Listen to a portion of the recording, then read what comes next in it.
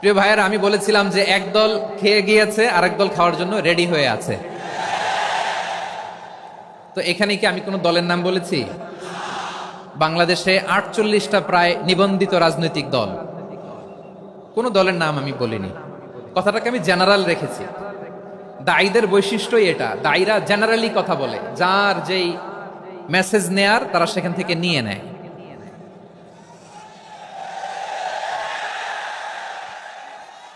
তো কোনো দল এটা নিয়ে কোনো কথা বলল না, আপনারা এটাকে নিজের গায়ে যে মাখালেন, এটা ঠিক হয়নি।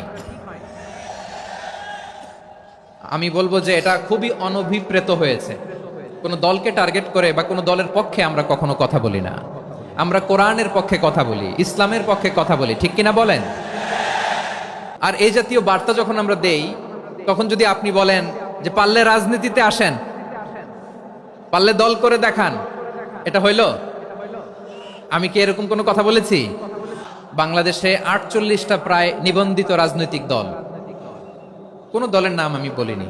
তো কোনো দল এটা নিয়ে কোনো কথা বলল না, আপনারা এটাকে নিজের গায়ে যে মাখালেন, এটা ঠিক হয়নি। আমি বলবো যে এটা খুবই অনভিপ্রেত হয়েছে। কোনো দলকে টার্গেট করে বা কোনো দলের পক্ষে আমরা কখনো কথা বলি না। আমরা কোরআনের পক্ষে কথা বলি, ইসলামের পক্ষে কথা বলি, ঠিক কিনা বলেন? সো একটা জেনারেল কথাকে যদি আমার রাজনীতিবিদ বন্ধুরা নিজেদের গায়ে মাখেন, ক্ষুব্ধ প্রতিক্রিয়া জানান, এতে করে সাধারণ জনগণের কাছে একটা নেগেটিভ মেসেজ যাবে ওনাদের ব্যাপারে। এটা হোক আমরা চাই না। এদেশের যত, এই যে আমার ভাইয়েরা, এই যে আমি এই যে কথা বলতেছি, সাদা টুপি,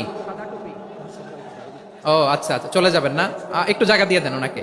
হয় কি, লক্ষ লক্ষ মানুষের ভিড়ে আপনি যদি উঠতে চান, খুব কঠিন হয়ে যায়। যদি পারেন একটু বসেন, আর না পারলে ভাইকে একটু জায়গা দিয়ে দেন। আমার দিকে তাকান, এই সিলেট, এদিকে তাকাও, এদিকে এদিকে, ফাইন।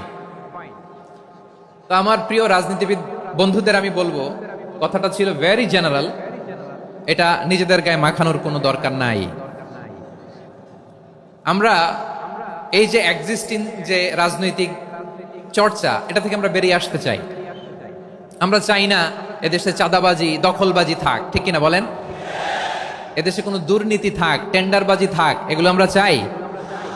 আই হেট পলিটিক্স একটা জেনারেশন আছে, এই বেশিরভাগ জেনজি অফ সিলেট, এরা আই হেট পলিটিক্স জেনারেশন। এরা পলিটিক্সকে পছন্দ করে না। তো কেন করে না, এর দায়ভার আমাদের আছে না নাই? আছে। এবং আমরা দেখেছি ক্ষমতার পালাবদল যখন হয়, এক সরকার যায় আরেক সরকার আসে, তখন দুর্নীতির ফিরিস্তি আমরা জানতে পারি, এর আগে জানতে পারি না। প্রতিটা দলের ভেতরেই আমরা এই বাজে